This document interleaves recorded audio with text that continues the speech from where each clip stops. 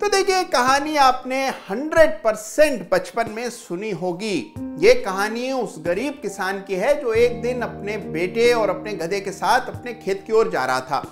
लोगों ने रोक रोक कर रास्ते में मशवरा दिया। एक साहब ने कहा, भाई तुम ये गधे को खाली लिए जा रहे हो, इससे बेहतर अपने बेटे को गधे पर बिठा दो। जब किसान ने ऐसा ही किया तो आगे चलकर लोगों ने कहा कि भाई बच्चा तो अभी जवान है, वो तो खुद चल लेगा, तुम्हें चाहिए कि तुम खुद गधे पर बैठ जाओ। जब किसान ने ऐसा किया तो फिर आगे लोगों ने टोका कि भाई तुम बच्चे को बेचारे को अकेला चला रहे हो, इससे बेहतर तुम दोनों ही गधे पर बैठ जाओ।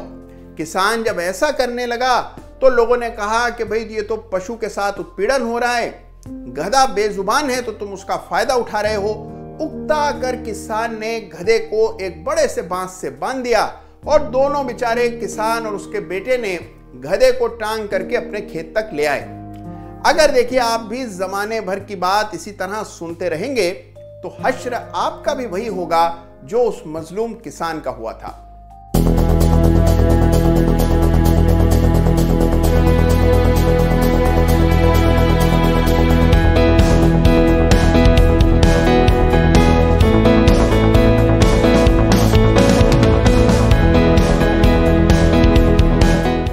नमस्कार, जय Shri Ram. Chart of the week के एक और एपिसोड में आप सब लोगों का हृदय से स्वागत है। देखिए, मुझे याद पड़ता है 2003-04 में जब बाजार नया नया तेजी के मोड में आया था और 2000 की बड़ी डरावनी यादों को भुला रहा था। मैं उस समय ट्रेडिंग और इन्वेस्टिंग में अपने पांव जमा रहा था। मुझे लोग हिदायत देते थे कि भाई ये जो बाजार है इसमें रोजाना कोई ना कोई स्कैम होता है। पहले हर्षद मेहता का स्कैम हुआ, फिर केतन पारिक का, अभी भी देखना कोई ना कोई स्कैम निकल आएगा, इस बाजार से तो दूर रहना चाहिए। और फिर देखिए 2006-07 में क्या जबरदस्त तेजी आई। जैसे जैसे बाजार बढ़ता रहा लोग बाजार से डरते रहे और पार्टिसिपेट नहीं कर पाए। जब 2008 की मंदी आई उसके बाद जब वापस से बाजार बढ़ने लगा तो फिर वही डर कि बाजार तो क्रैश हो जाएगा, देखना एक दिन बहुत तेजी से गिरेगा। इसी डर ने लोगों को खरीदने ही नहीं दिया और बाजार नए हाईज बनाने लगा। जब 2013 की बड़ी तेजी आई उसमें भी यही सोचकर कि अभी तो 6000 के ऊपर निफ्टी निकल गया, इतना महंगा हो गया, अब क्या खरीदें, ये सोचकर लोगों ने उस तेजी में भी हिस्सा नहीं लिया। अरे अभी देख लीजिए, जो हाल में कोविड के बाद फॉल आया और उसके बाद जब रिकवरी होने लगी तो सब आपको हिदायत देते रहे कि भाई इस बाजार से दूर रहिए।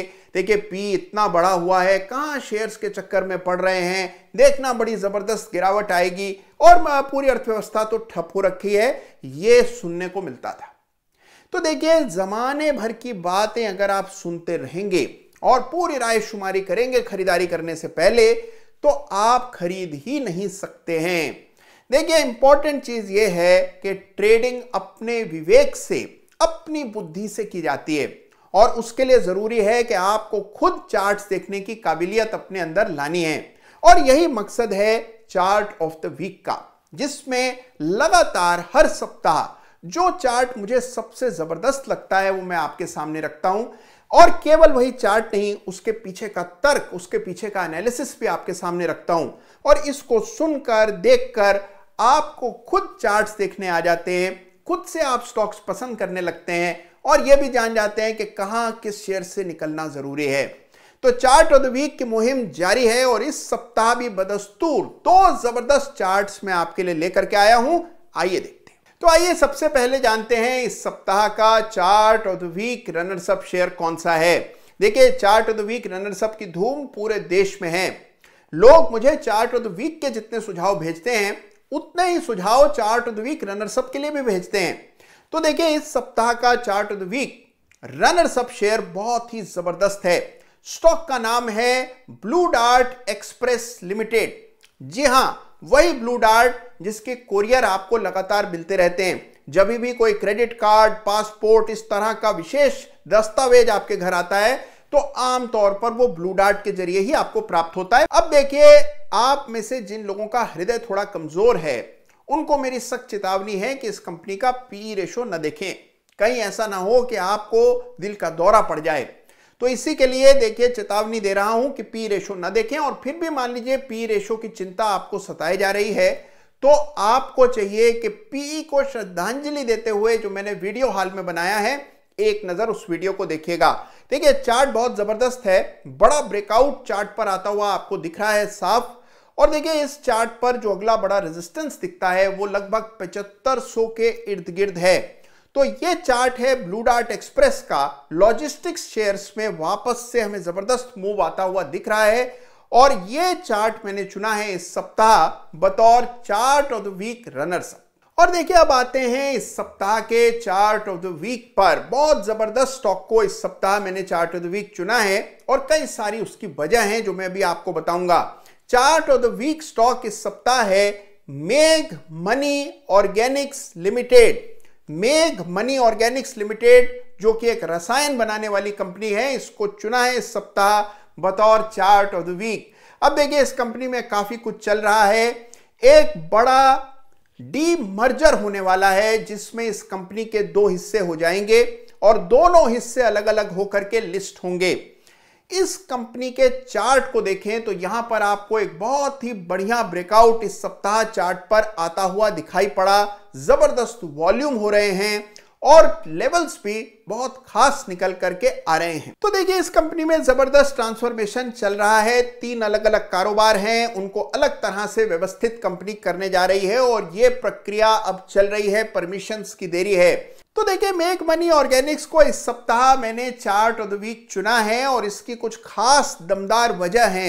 इस चार्ट पर बहुत कुछ हो रहा है, एक बड़ा ब्रेकआउट चार्ट पर आया है, बुलिश कटाना कैंडल है और इस चार्ट को एक बिल्कुल अलग अंदाज से आज हम एनालिसिस करेंगे। आइए देखते हैं। तो लीजिए आइए देखते हैं इस सप्ताह का चार्ट ऑफ द वीक यानी कि मेक मनी ऑर्गेनिक्स का वीकली चार्ट देखते हैं। और मेक मनी ऑर्गेनिक्स इस सप्ताह चार्ट ऑफ द वीक है और यह है वीकली चार्ट। और वीकली चार्ट देखे जाते हैं 3 महीने से 1 साल के एनालिसिस के लिए। यह बात आप भली भांति अब तक जान चुके हैं। एक बात और आप जान चुके हैं कि ब्रेकआउट कैसा दिखता है और बिल्कुल ब्रेकआउट यहां पर इस सप्ताह स्टॉक में आया। जबरदस्त ब्रेकआउट हुआ, 100 के पार जाकर के स्टॉक ने वीकली क्लोज दिया काफी अरसे के बाद। और उसके अलावा आप देखें वॉल्यूम पर क्या जबरदस्त ब्रेकआउट है।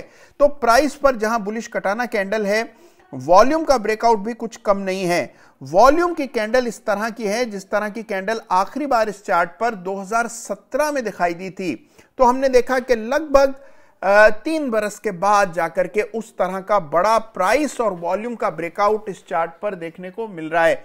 तो ये चार्ट है इस सप्ताह का चार्ट ऑफ द वीक मेक मनी ऑर्गेनिक्स। अब देखिए ये चीजें तो बहुत साफ दिख रही हैं। इसके अलावा अगर आप इस चार्ट को गौर से देखें तो आपको जरूर ये रेजिस्टेंस नजर आई होगी जो कि स्टॉक के लिए अगला स्तर है। 125 के आसपास ये रेजिस्टेंस है। 123 125 का जोन जो है ये स्टॉक के लिए अगला रेजिस्टेंस लेवल है। ये बातें आपको बिल्कुल साफ दिख रही हैं।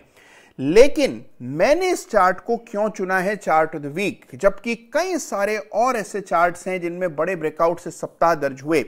देखिए इस चार्ट पर मैंने इस्तेमाल किया एक बहुत पुरानी टेक्निक का और उसको कहते हैं Fibonacci time grid. Fibonacci time grid आपको बताता है कि इस स्टॉक में आने वाला मूव कैसा हो सकता है, यानी कि एक प्रिडिक्टिव टूल है फिबोनाची टाइम ग्रिड, जिसकी मदद से न केवल यह पता लगता है कि आने वाला मूव कैसा होगा बल्कि वो मूव कब तक चलेगा इसका भी अंदाजा लगाया जा सकता है। तो आइए फिबोनाची टाइम ग्रिड डालते हैं। बहुत एक्साइटिंग कॉन्सेप्ट है ये और बहुत पुराना आइडिया है, लेकिन फिबोनाची टाइम ग्रिड कम लोग इस्तेमाल करते हैं। तो ये देखिए फिबोनाची टाइम ग्रिड मैंने प्लेस किया और अब आप देख रहे हैं कि एक कॉलम का चेंज यहां पर होता हुआ दिख रहा है। देखिए इससे पहला वाला जो कॉलम रहा है जो कि यहां से लेकर यहां तक रहा, इसमें कुछ खास स्टॉक ने नहीं किया। बड़ी गिरावट आई और फिर रिकवरी आई, कोई खास बड़ा मोमेंटम नहीं बना। जबकि इससे पिछले कॉलम में स्टॉक ने जबरदस्त तेजी दिखाई थी, 40 से सीधा 120 हुआ था। और इस कॉलम की शुरुआत में ही हमने स्टॉक में बड़ा ब्रेकआउट देख लिया है और ये जो कॉलम है ये काफी लंबा चलने वाला है।